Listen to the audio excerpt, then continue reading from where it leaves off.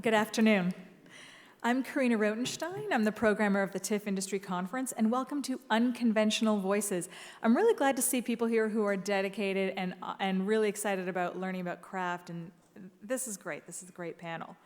This afternoon's session is part of the Dialogues program, and I'd like to thank the OMDC for their support. Just a reminder, there's no photography or video recording, but not to worry. All the sessions are live streamed to the TIFF Live YouTube channel, so after here, please share it along with your friends. And also feel free to tweet. We encourage that for sure here at TIFF. So over the course of the past few days, we have talked a lot about marketing and financing and distribution and just now casting earlier this morning. But that's really not what we love about film, is it? Our love really refers back to that film, that one that resonated with us or showed us something that we had never seen or even imagined. Dreaming in film and its infinite possibilities. And Unconventional Voices celebrates the writer-directors who transcribed their vivid imagination into a uniquely expressed cinematic voice. And our featured guests definitely fit that bill. So we've got three fantastic guests. Dash Shaw is the writer-director of My Entire High School Sinking into the Sea. We've got Rachel Lambert, director and co-writer of In the Radiant City, and Onur Tukel, director-writer of Catfight. The chair of our session today is Jeff McNaughton. He is the senior manager of TIFF's industry team. When you see him, you probably recognize him. And he is the co-host of the TIFF podcast, Well, Nobody's Perfect. He's the one with the better radio voice. Please join me in welcoming our guest to the stage.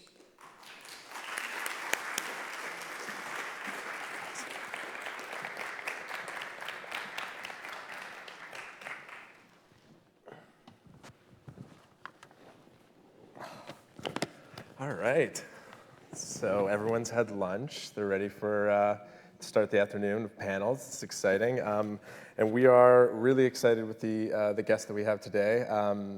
To my right is Dash Shaw, writer, cartoonist, and author of several graphic novels, including Love Eats Brains and The Bottomless Belly Button.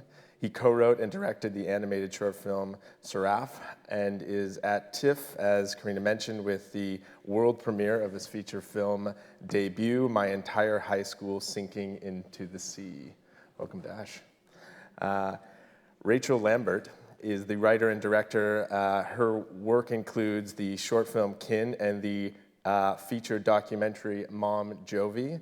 She is here with her first fiction feature, In the Radiant City.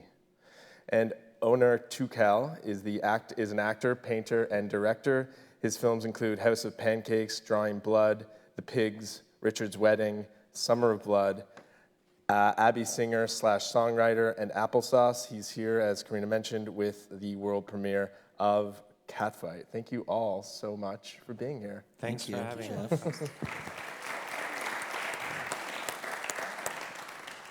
So I wanted to start off this panel a little easy. So all of these filmmakers have had their films premiere at the festival already. You've obviously spent a lot of time on these projects. Tell everyone what it was like to be on stage with this film that you've been working on for a long time and showing it to the audience for the first time. So one of you want to start it off? Sure, I'll go. Me and Dash worked out earlier that I would answer the question. It's a strange emotion to go through, for sure. I think you first begin with a sense of panic because you realize there's literally nothing left to control or manage or try to cultivate any longer, and you really are releasing it. So at first, I think it was a bit of panic. But then once it started, I was able to sort of sit in with it and be an audience member as much as possible. But I think I was always kind of doing a dance between being objective and noticing the room and feeling the room and then trying to lock in with what I was watching. I think it's sort of hard not to keep battling that two-mindedness. But it wasn't as terrifying as I thought it was going to be. That was my emotional journey with that. If anyone has ever shown a film during a festival and the film stops working halfway through, or and it stops brings the whole thing to a halt, that's terrifying. That's happened to me years ago, and after that happened, every premiere is terrifying because I'm just thinking, I just want the film to play all the way through. You know what I mean? And if it can get to the end and it looks good and sounds good, whether or not people walk out, or whether or not people applaud, or whether or not people like it, I don't care about that, as long as it just plays all the way through, and I can just feel good that we got through the screening, you know. But on top of that, it doubles the anxiety, because if it were to break down during Toronto, it would be even worse. But it didn't, and being here is a thrill. So it's everything I ever imagined it would be, which would be great and amazing, you know. And yeah. That's every festival director's worst nightmare as well, so it's a shared nightmare. Dash. I was really interested to hear their answers, because people would ask me that after the premiere yesterday, and I would never know what to say, or how I didn't. And I would say it went fine, or it feels okay, and maybe I'm not I don't know, I kind of like spaced out in the middle of it and just thought about why did I do this, or like what my mind went to some. And then there was there's you look around at the people in the audience, you're like, what would they get out of this? Or I don't know, I would just, Why are you here? yeah, what are we doing here? And I don't know. But technically everything went fine, and people laughed, and it seemed like went okay. Good. Well, we are happy to hear that. Besides having your films programmed by the wonderful Jane Shottle, I think one common thread that binds all of your work is your very unique cinematic voices. Your films challenge convention, standard genres, and that, I think, is becoming harder and harder in a time where there's original content is just harder and harder to find. So I think what would be good is for the people in the audience who have not seen the film to kind of, if you could each summarize what your film is about, and then after the summary, we'll show a quick clip. Dash, do you want to start off? Yeah, my movie is exactly about what the title says it's about, which is a school that's sinking into the ocean, and each floor is a different grade, and so it follows a group of sophomores who work on the school newspaper club, and they're moving up through the floors as the water is rising. Mm-hmm. And they're kind of documenting the experience as it's happening. So during this disaster, they kind of stay talking about writing and books and high school. We could show a clip. This is them. They've just moved into a closet in the nurse's office after their kind of enemy at the paper was eaten by sharks. And it's Jason Schwartzman, Maya Rudolph, and Reggie Watts are the three that are trapped in this closet. All right.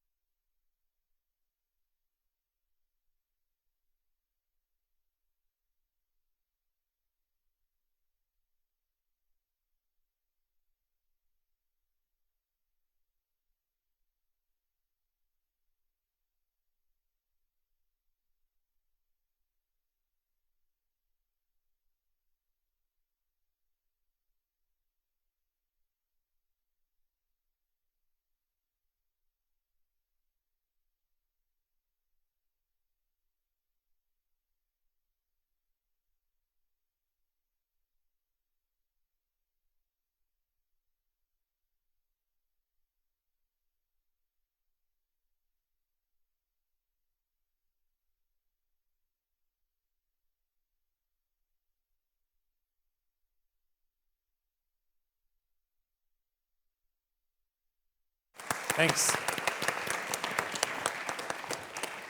I love the fact that Verdi and Asif have a date planned for later while this is all going on. Rachel, do you want to intro your film? Sure. My film is about a family, but really it follows one man to start.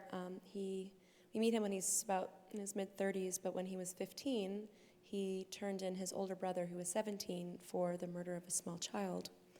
And not only obviously the trauma of that event, but the blood betrayal of turning in his brother ripped his family apart, and he was somewhat excommunicated by those remaining family members and spent his years from around 15, 16 and on living a life, a nomadic life, working on oil rigs, lobster boats, crab boats, anything that could keep him moving and anonymous. And so the story begins those 20 years later when that brother that was 17 and given life in prison because he was tried as an adult is now being put up for resentencing. So there's an opportunity to get him out. And so like any good ghost story, his ghost comes back to haunt him, and he comes back home to face it. And so we have a clip for you now.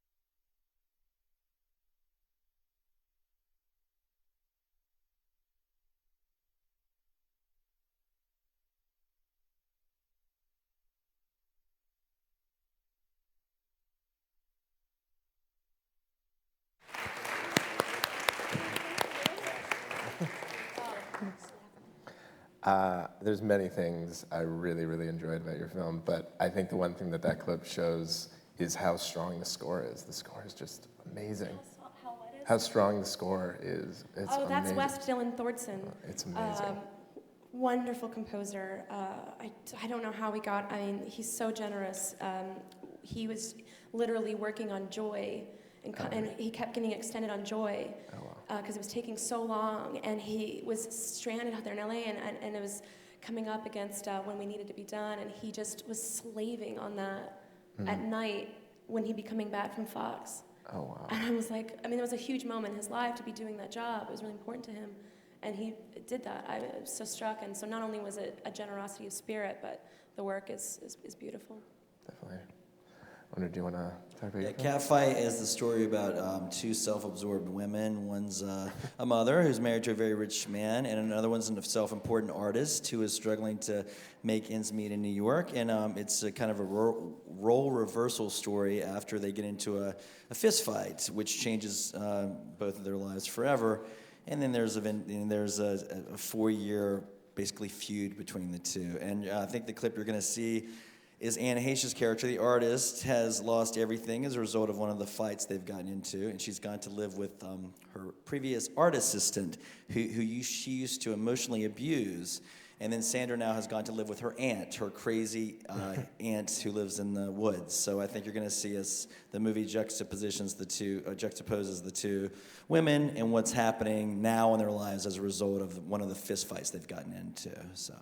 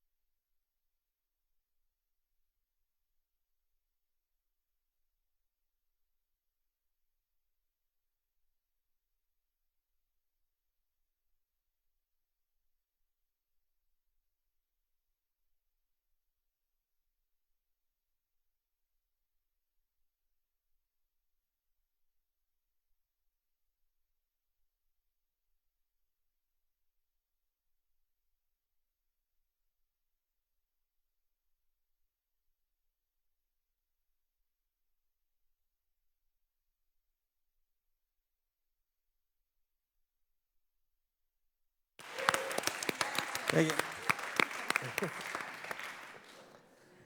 I also have a tree in my backyard, complete asshole. So, as you were all writers and directors, why don't we start with the writing process? So, it'd be great if you could let us know what is the inspiration for these stories. They're all extremely unique. Where did they come from? Tony, do you want to start? I'm sorry. Where does it come from? I'm trying to mix genres. I like a lot of different things, and I like everything from highbrow foreign films to schlocky slasher films. You know what I mean? And like all the films that I loved growing up in the '80s, I'm still kind of trying to recreate in my own low budget way. This movie is very inspired by like Rocky III. But still because Rocky III, out of all the Rocky movies, and Rocky the first movie is one of the most brilliant movies ever made. Rocky III is just a very kind of insane, campy, fast-paced movie with 3 fights throughout the film, and it also has a lot of drama. If you've seen Rocky III, it's ridiculous and over the top and absurd. But his trainer Mickey dies in the movie, and it's one of the most emotionally wrought scenes in the whole series. So. To me, Rocky, I think we tried to make a deep movie that's hopefully maybe deeper than Rocky III, although not saying that, we're trying to make something entertaining. I don't know. At the end of the day, I wanted to see 2 amazing actresses have a really great tour de force emotional performance, but also there's the misogynist maybe in me who wants to see them beat the shit out of each other. You know what I mean? It's not from misogyny, obviously, but just something about just the idea of violence. I want it, not towards women, you know what I mean, but just violence in general that I wanted to see. I just wanted to see amazing actors doing violent things. So yeah. And the actual the first fight in Act 1 is pretty epic. It's very black. When we talked initially, it was we all agreed that we needed to make the violence very hard to watch at times because it is a political satire. It is it's a war movie, anti-war movie without seeing the war. You know what I mean? So that stuff has to be unflinching. We thought it should be unflinching. And then every fight is very different and has different symbolic meaning regarding what war means or whatever. You can see it lots of different ways, but the fights did get less violent too, so they weren't repetitive. But yeah, so. But as going forward, I want to find a way to make genre films with unconventional characters. You know what I mean? That's the kind of the goal and the hope going forward. So. And I want to see those. Yeah, I want to see them. My origin story, not me, the film.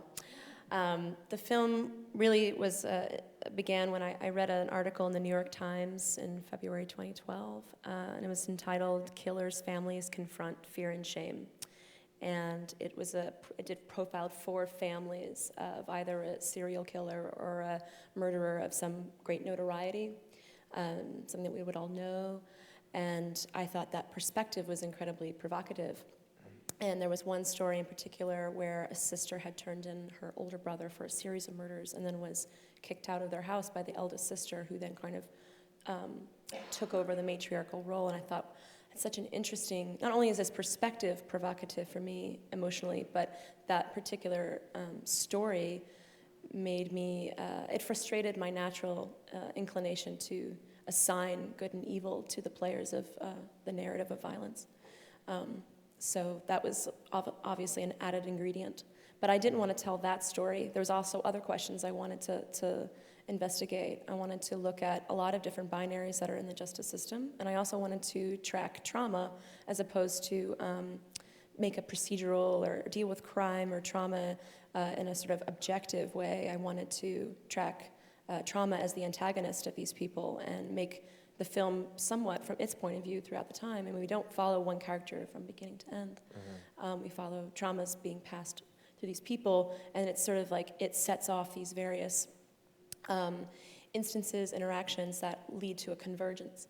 And I thought that'd be an interesting way to look at it. So from the reading of that, I contacted the journalist, and me and my co-writer, we met as many primary sources as we could, secondary sources as well, watched as much material as we could.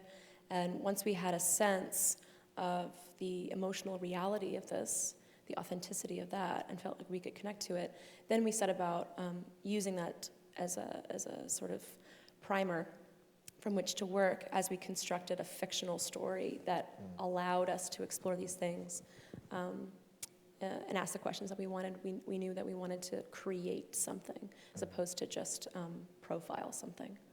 Right. And it feels as well that you're playing with genres as well with, it's a family drama, but there's also a large mystery to it, and I think that really pushes the narrative. We actually consider it a ghost story more than anything else. Oh, yeah. Yeah, we looked at a lot of structures from ghost films, more than we did anything else. Oh, amazing. And Dash? I'd done a comic short story in 2009 with the same title, and the idea behind that it was like a 9-page short comic, was that when I was a teenager in the 90s, there were 2 like opposing schools of comic books. There was like the alternative comics, which were mostly autobiographical, or the most popular ones were autobiographical, and then there were like boys' adventure comics, like the superhero mainstream comics. And I really liked both of them, and so the idea was to just combine these 2 genres, really, or 2 worlds into this comic. So I would have a character that would have the same name as me, and it would be based on real experiences, but it would be warped and stylized into like an adventure setting. In this case, a disaster setting. So it seemed, so that story, I thought it was a funny title, and it had like a good idea behind it, and it was kind of colored in an abstract way. And so I kept kind of adding little ideas to that comic story. And then when it became making it a movie, I thought it felt more doable than other story ideas I had in terms of just technically. And also there became a time-based element to it, which the school is, it has a ticking clock of this school sinking, and so it felt like it would lend itself to controlled time, I guess, which I think movies have that comic books don't have. And it also felt like, just like there are those 2 opposing schools of comic books, that it combined kind of Hollywood disaster, or like big, like there's explosions and everything, spectacle that you want from big movies, with the DIY independent cinema mode, that it's what it did in the comic, it could also do in as a movie. Yeah, I remember when Jane first told me about it, she compared it to Poseidon Adventure meets like a John Hughes movie, and I always thought that was a really good like primer for it. Thanks. I never thought of it, but I've heard that now. I guess that's good. I haven't seen I guess I should watch some of those John Hughes movies. I mean, I must have seen them. Yeah. When you were writing this, were you always planning to direct? This is a question for all three of you. Was that always something that you had in mind? Yes. Yeah. Yes. Yes. Yes. All right. So I guess when you're in the writing process, is your artistic vision, was there any limits in terms of whether it was, do you think about budget at that stage, like, or any of the other limitations, whether it's locations or things like that, at the stage of writing the script? When I write a script, I assume I never try to have a vision when I'm writing it. You know, if I'm describing the interior, I'm not going to think about specific colors or whatnot, because when you make a movie at the budgets that we work at, you know, you're at the whim of where you can find a good location that works. You know what I mean? So my scripts are very loose, very dialogue based, and the strength of the story usually told through dialogue. So I don't think a lot about what I'm trying to achieve, because it's like, it's great if we can. I have the bare minimum amount of money I think I can make it for, and I write to those parameters. If we have more money, that's great. More time to shoot, that's great. We'll work in style, or we'll work in any particular kind of cinematic elements based on how much money we can raise and how much time we have. You know, at the end of the day, I'm focused more on performance and having two cameras to capture the kind of the spontaneity and the truthfulness of the performance. That's I'm more focused on that for now. With that said, I have a great production designer, great costume designer, and they pretty much have carte blanche to do whatever they want. You know, we'll talk about things a little bit, but you know, we're all working as artists, and everybody is an artist on the film set, and I want people to have autonomy. And we're all talking about the movie we're making. We're all making the same film, but as far as vision, it excites me to see how it develops, like painting on a canvas as we make the film. What can we get away with? What can we pull off? Sometimes we're surprised. Sometimes we have to make concessions. But if the film gets made, that's what I'm concerned with, getting the film made. You know. Smart. I'm so the opposite, to my detriment. Well, not the detriment, it's just difficult. No, I wasn't thinking about any of that when I was writing. Me and Nathan tend to be quite specific, but not in it's funny because we are very specific in the script because we like the script to be a reading experience and to be something that provides information and inspiration and specificity in order to direct all of our team, whether it be an actor or production designer, because we do also like them. They're artists. And I completely agree with what Oner was saying, 100%. But I think our way into that is to be so specific with what we see and imagine on the page as a way to give them information from what's in our mind. So I'd say definitely we work from a place of vision.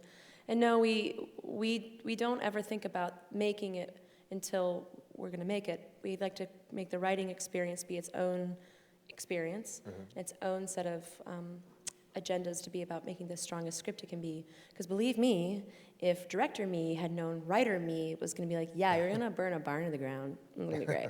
And you're going to shoot it in a prison. Oh my God, you're going to have like 20 locations. It'll be great. Shooting at night, outdoors, it's going to be great. That's what my writer self was saying. Right. Director me went, what are you doing? But I really wanted to serve the vision of the writers in a way, and that was me. The kind of animation that I really like is I call it limited animation, where it's like the early Astro Boy series, Speed Racer, where like Tezuka, who was a comic book artist, really wanted to make animated shows, but he wouldn't get enough money to really do it. So he kind of invented this language of limiting the number of drawings.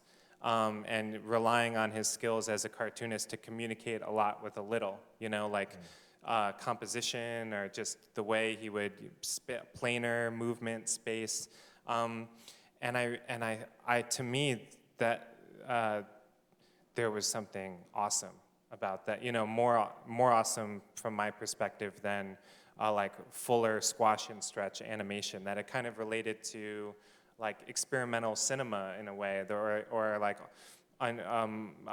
alternative like theater where they're people kind of move in a little stiff, unusual way, and that there was more coming out of it than was going in. Like like Warhol, there more comes out of it than was put into it. So a real mission of the movie was to celebrate that very specific kind of form of animation and see if it could connect to other things. Like there's a shot where there's like a real Q-tip, and it's just a single Q-tip that's over this widescreen ratio, and it's not a drawing, it's a scan, and it's kind of like a bold, like kind of striking picture because it pops out from a drawn world, but it is obviously like this tiny little thing, but hopefully it's kind of being amplified, that was the amplify the less. Right. I'm wondering, in terms of the writing process, and you've the script's completed. I'm guessing for animation, it's hard to change the script once the animation is complete. It's kind of done at that point, I'm guessing. That would be a wonderful. That would be wonderful if it was true. No, like actually, because you can draw it, you can do anything. So if you need a shot of anything, you put it in, or if you come up with ideas, you put it in. And recording the actors, they can say a lot of different things. Right. So you can kind of get them to. It's endlessly malleable. But it's a giant pain in the butt to draw all of those things, and you end up drawing a lot of things that don't get used, and you kind of have to fool yourself into thinking that it'll go into the movie if you're drawing it, but now you know that it's probably not going to get in. No, it was it changed a lot as we were working on it. Rachel, does the script change in the production process for you? Are you rewriting it all, or are you very focused on just taking your script and making it happen? No, I would say the only sort of changes that usually, there's changes that get made on the day. It's usually from the actors in rehearsal, in rehearsing it and putting it on its feet and seeing how their instincts are playing into what we've written and therefore they've ingested, or how the space is somehow, if we're rehearsing on location and we're suddenly in the space, how is it changing, even just how they're oriented with each other in the space, how is it playing off of, how are their feelings and their scene playing off of where they're at. There's all these new stimuli when you're either rehearsing between actors or when you're on the space, and so that can sometimes create new thoughts, or it can change a thought, or it can be, earlier today we were talking with someone, the casting, and me and Nathan were talking to someone about craft, and one of my actors said, I realized when we were working that I needed to take away all the punctuation out of the dialogue, and that was when it finally clicked, and so I didn't care that he changed how it was written or anything like that, because it allowed us in the moment to find the truth of the scene. So that's really where the next iteration of the script is the actor's iteration, and then the next iteration is the editor, and working with your editor and finding the story there.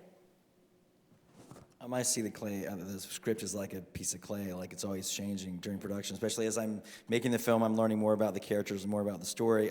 But some films change more than others. Like on this script, I've never worked with Sandra Oh and Anne Heche before. Anne would like to improv and do it, and Sandra was great at improv, but she was very protective of the script. She wanted it, she fell in love with the script, wanted to make it kind of the way it was, but we still changed things. The scene with her and Amy Hill, who plays her aunt, that wasn't in the original script. We had a few extra hours at the location, and I thought, well, let's have some fun. Let's shoot something with another scene with Amy. And of course, what was happening in the American politics and the election, it was a very easy joke to throw in there, And then, the first fight scene was supposed to take place in an elevator. It was easier to make the first fight scene take place in a stairwell because we had more time to shoot in the stairwell. It would be a better fight. So that changed, a day or two before we started shooting. So it's constantly kind of evolving and changing based on what is the priority of the script of the film we're making. We're making a different film than the way it was scripted. And in lots of ways, that's what I find so exciting is the process of it. Seeing where it goes. I feel like Catfight is one of the first films where you've written and directed, but you're actually not in it at all.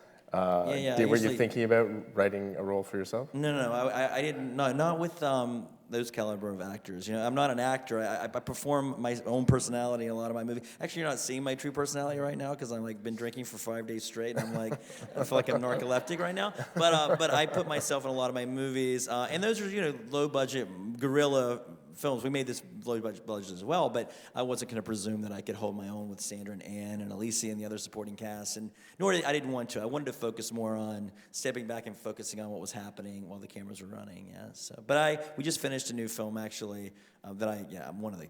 It's an ensemble film, so I'm in that. I like to perform in my own movies, but they have to be very low budget. I actually wanted to bring up something off of this question you had that it just occurred to me. We have some things in common, Owner and I, but then I think your freedom starts from the beginning to end, and then I have such rigor with my work, a lot of rigor. And I wanted to point out, I don't know if you know this, but we have the same DP in our films. Oh, really? Zoe White shot White my is film, amazing. and Zoe White shot his film. Oh, amazing. Yeah. And we're so different, and yet she serviced them so well and realized our vision. I just think that's remarkable. Because I hadn't met Owner until today, so I'm realizing we are so markedly different, and yet we have some things in common, and yet she was able to find that. Well, it's great. It's awesome. I just love that. Your movie, Radiant City, seems so cinematic. I mean, you thought, visually too. Did you storyboard, or like you knew exactly the shots that you wanted? I don't storyboard. I would say we're so rigorous with the writing process that I know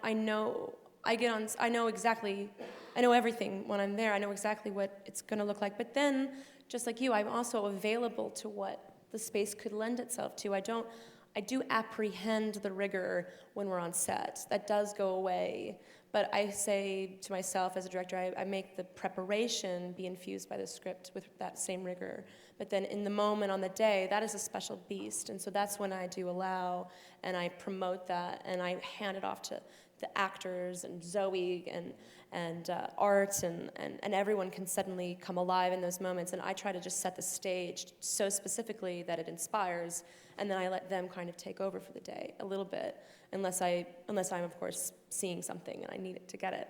But yeah, no, don't do that kind of storyboarding though. This is a great segue into kind of the next kind of topic I wanted to go over is like working with the team and working with the actors. And why don't we start with producer? Did you each have a producer at script stage, or did you find a producer after that? And how did that come about? I did not have a producer. I went to a producer I had met at the Sundance Labs. Okay. Two of them, Kyle Martin and Craig Zobel. And I went to them after I had the majority of the movie drawn, and I thought it would be good to start trying to record actors. And I didn't know how to do that. So that's when I thought I waited until the last absolute moment to try to involve another human being in this. And it went, it was great. And Rachel, how did Jeff Nichols become involved in this? Well, that's a funny story, actually. Well, we'd already written the script, and we have a funny, Nate and I tend to write in a vacuum, away from people. We do like notes. We like rigorous notes, and so we were writing it. We have a producer on the film, Dennis Deck, who also produced Mom Jovi and Kin. And so he was there to provide some notes early on to help us get that shaped and moving forward. And we had some notes from some folks that we just really respect their opinions as we were moving forward. But when Jeff received the script, we had gotten money the year before, and it fell through. And I really didn't. No, it was actually right in that time period is when it happened. And then I didn't know what to do, so Dennis was like, "Oh, there's this interesting documentary project. Let's go work on that." So I went off and worked on that. And my lead actor, Mike Abbott, knows Jeff from college, and he was like, "Oh, if you're struggling with where to think to take it and to find who can like champion and get it made, he might have some good ideas." He sent it to him, and then Jeff said, "Oh, I want to talk to Rachel," and I was like, "Okay, great." my hero, my true to God hero. Sure, I'll get on the phone with you. I won't panic. And he got on the phone with me, and he grilled me for about 20 minutes, for a heart-stopping 20 minutes, about every single possible aspect of directing the film, and my plan, and what I was going to do. And then he stopped me and said, "Perfect answer." So I was great. Well, with your permission, I'd like to, get this movie made. I was like, I'm sorry, what? So from there, he put me in touch with Alex Sachs at ICM, who then became my agent. Now she produces for me, and is very integral to my life. And so he introduced me to her, and then she had a finance client, Sunny Molly, who came on to both produce and finance. And so those three individuals sort of cultivated what would become the team to make the film. But then subsequently from that, Jeff and I just hit it off, and he not only lended his expertise to this particular film, but also in a lot of the personal directorial journey that I was going on. I had someone to ask questions, and Ricochet, and very indebted to all three of those people, and so, and particularly him, he has, and I think continues to be very important to my figuring this all out and moving forward and trying to make just good choices and serving the projects as best as I can. The Catfight script was written, and then I needed a producer. I needed a strong, amazing producer. I met Gigi Graff, and then once she came on board, the film was literally probably going into production like 2 months later, a month and a half later. The script would probably be, I'd written a script. I'd written probably 5 or 6 drafts of the script over a 6-month process. We'd gotten a little bit of money to start off with, and then it was pretty much the producer and the casting director, Stephanie Holbrook, and the producer, Gigi Graff. They kind of both came on board around the same time, and this thing just got made very quickly because they're so brilliant. So I feel like going forward, any film that I make will be the process of getting the script written, getting Gigi and then the casting director to say, okay, let's attach some talent to this, if we can, and from there, if you get your talent, the money comes in, and it's a very simple formula. For me, it's like I know so many people trying to raise millions and millions of dollars, which I'd love to have at some point, but I've been a part of that process too, where usually doesn't get funded, or the funding's there for a while and it falls through. At least that's been my experience. And I'd rather, again, write something more modest in scope so that it can get made, So, yeah. But Gigi Graff, wherever you are, you're brilliant, Yeah, we're not talking. I'm kidding. She's in the green room. She's in the green. Oh, she's out in the audience somewhere there. Yeah, she might be somewhere. I'm guessing there's a lot of directors and producers in the audience. For all of you, what are you looking for in a producer? What is that? I'm sure there's multiple, tons of qualities that you're looking for, but what is that one thing that you need? Can I answer that? Yeah. Gigi Graff, I want a creative producer who's looking at the monitor and letting me know, you missed this, or why don't we try this? I mean, my whole films are all collaboration with everyone. I want everyone to give ideas, but especially the producers. For me, it's I want her to convince me if something's right or wrong, or she doesn't challenge what I'm trying to do. We're all trying to do. Yeah, but I'm also looking, she mixes right and left brain very well. She can read a 80-page contract from the agents, in an hour and 2 hours, and look at all the fine print. And so she's just intellectually amazing, creatively amazing, and so I'm looking for that. Everyone, someone who can handle both of those things. But I would never have her try to get me to directions-wise to get me to the right location. She's the worst. She doesn't know north from south. She's so brilliant. She's just that kind of thing. The simple things I wouldn't have her do. She's watching the live. But I don't need that in a producer. I need the other things. So yeah. And Rachel. Oh, hi. What am I looking for in a producer? Well, I'm a Sagittarius, and I usually go for Aquarius. No. Looking for in a producer, owner said it so well about having someone who can really manage the creative as well as that sort of very facile intellectual mind who can sort of sift through and help you navigate the waters of the practicalities and the business side of making the film. But then I think beyond that, for me personally, it's passion. So I need someone who feels like they're making the movie with me. I want my producer to be my partner too. Yeah. I want someone who is going to be there with me through the process. And that doesn't mean that they have to, even, I mean, it's not like they're having to work 24 hours a day, 7 days a week. That's what I'm saying. I'm saying, like, even just being able to pick up the phone and when I'm trying to make a tough decision and being able to talk to me through it and be available to that, even if it's just 15 minutes out of their day, and they can have it's not even seen as a part of their job. They have an eagerness to take care of what we're doing, and has a real generosity of their spirit, and that I think it's a very noble quality, obviously, but it's to me a requirement. So I'd say that.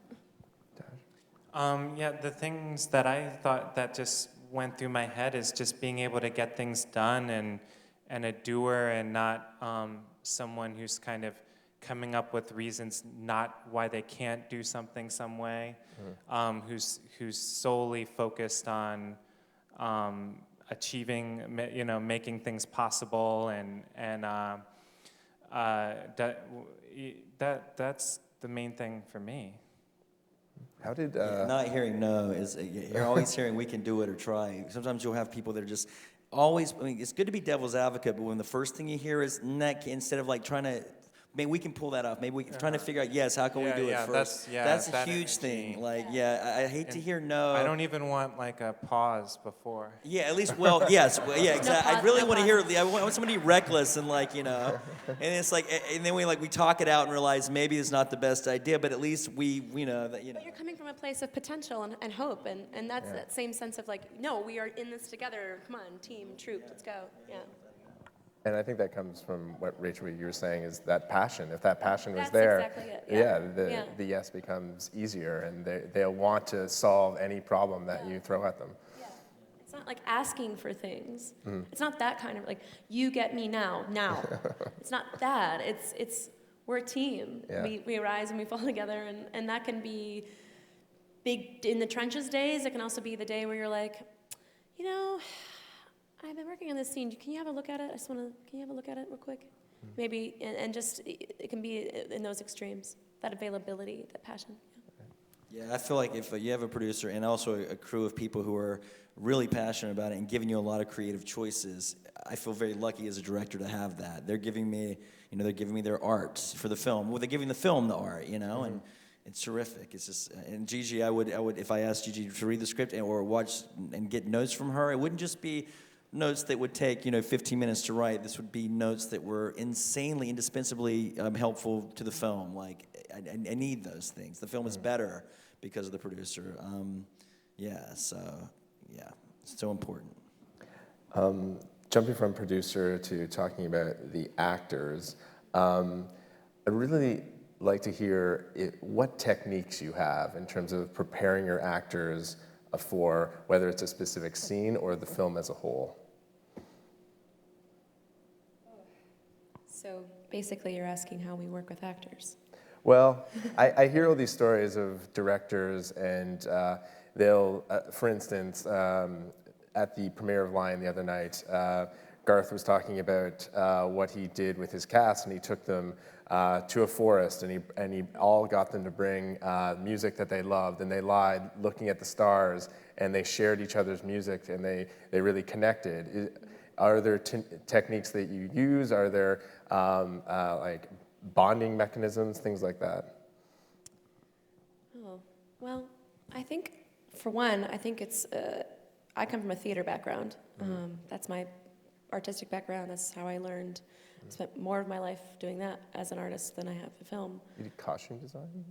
Did you do No. I wrote and directed theater, produced theater.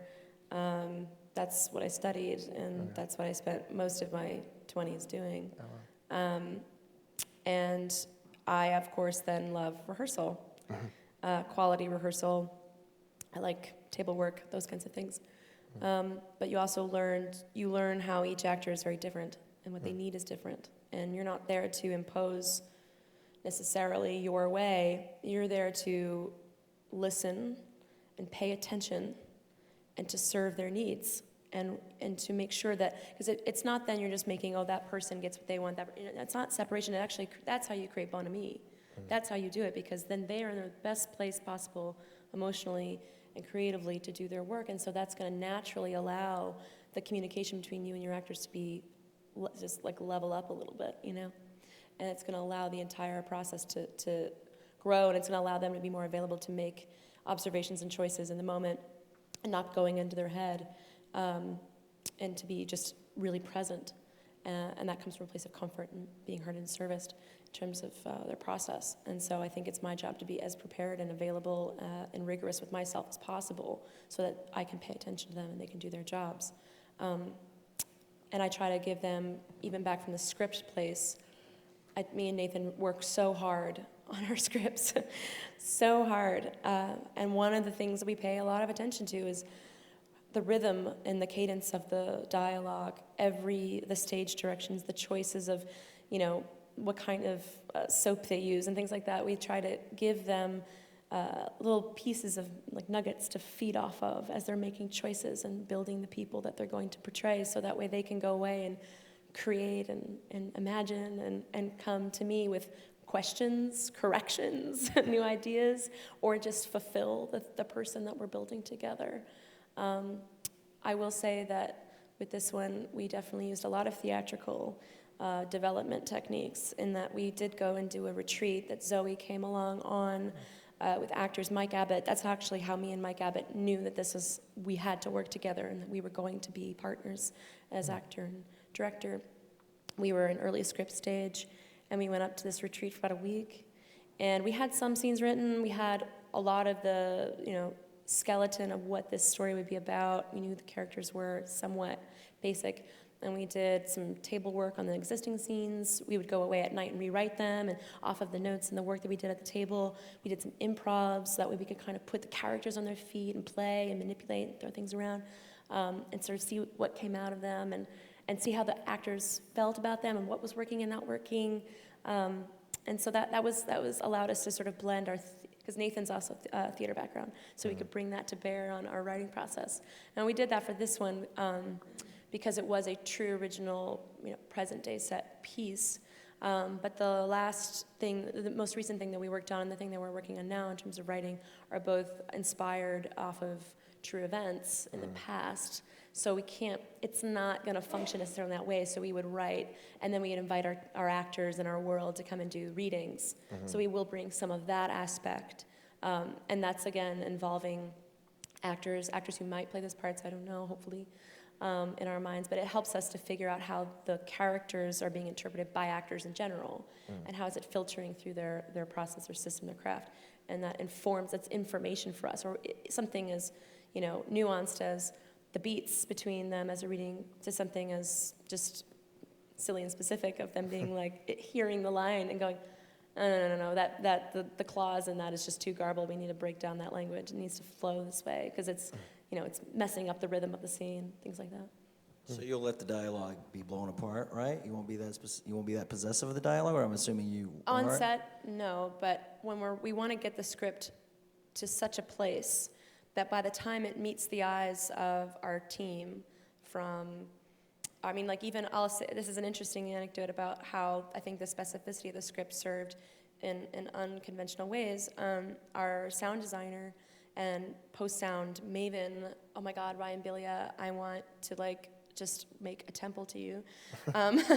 He came onto the film because he read the script, and he said the way that we described how sound was functioning in the ear of one of our characters, he's like, it made me visualize, I could feel it, and it sparked something in him, and it made him inspired. He's like, I started thinking about, I really want to make sure that your sound guy gets some live insect sounds. I want to stretch them out and make like a lot of what you heard in the clip. There was he took the fireflies that you see, we had those recorded, and he slowed it down. It makes that woo, woo sound. So that's actually the fireflies we're seeing. Oh, wow. And so I just see it as we're creating this palette for them to play from, and it inspires them. And then I hope that then once their eyeballs meet the thing that we've put such rigor and possession on, then they can go off and be great artists and come to me with all this great stuff and go, okay, great, now let's play. And that's I guess that's a better way of describing the process. Right. For me, I just want my actors to be hydrated, you know? Water. But it's really important, you know, because I want them to be alert and like and be awake. And I also want to get rid of all self-consciousness, you know? I want them to make them as comfortable as possible. Even though we, you know, if you've heard anything about our film, a very low budget, so we have these actors who are used to having trailers being thrown in very tiny, small rooms with the awkward smell coming from the bathroom that might be stuffed up or stopped up or whatever. So how you make them as comfortable on set? When we're on set, how do I make them so comfortable so they're in the element? You know, they're not thinking about anything but getting lost in the moment. And as far as the dialogue goes, like, you know, I try to shoot as quickly as possible. I try to shoot the rehearsal if I can. It all depends on what actor wants to do that, because I feel like then it comes to life. I want to shoot it twice with no notes, and we just shoot it and see what happens. I don't, you know, if the actor needs me for any reason, they can come talk to me ahead of time. But if not, I don't want to have to direct an actor ever. You know, the goal is that you have to tweak and you have to do things, but yeah, just I want to get things rolling, and I want there to be slight chaos, but at the same time find structure within that chaos, you know. And drinking a lot of water is very important to a production of a film, you know. Yeah. Dash, you. Acting. Yeah, acting. You probably. How much time did you actually have with the amazing voice actors that you had? We had. I feel it was a lot of time. I thought. Yeah. Yeah. I don't. What would be a lot of time? Well, maybe it sounds like a short amount of time. Like if I say, oh, they came in for a day for a few hours, Right. and then like 3 months later they come back in for a few hours. But there's no. They're just recording. There's no setup or anything, and you can. 3 hours is a long time. Yeah. And for me, I had an easy method because they don't see the imagery when they're doing it, and so I thought my directing job was just to tell them what was happening, because they don't.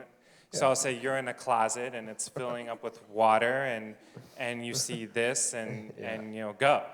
Got And then like do it again. Right. You know, and we'll pick the best one. You know, so. You're painting the picture for them. Yeah. And I was really nervous going into it, and something that helped me a lot is Craig Zobel, one of the producers. Is I said I'm so nervous to record, and I was trying to figure out why I was nervous, and I realized I just thought that they would think that it's stupid, that the script is stupid, or that they don't want to say stupid thing.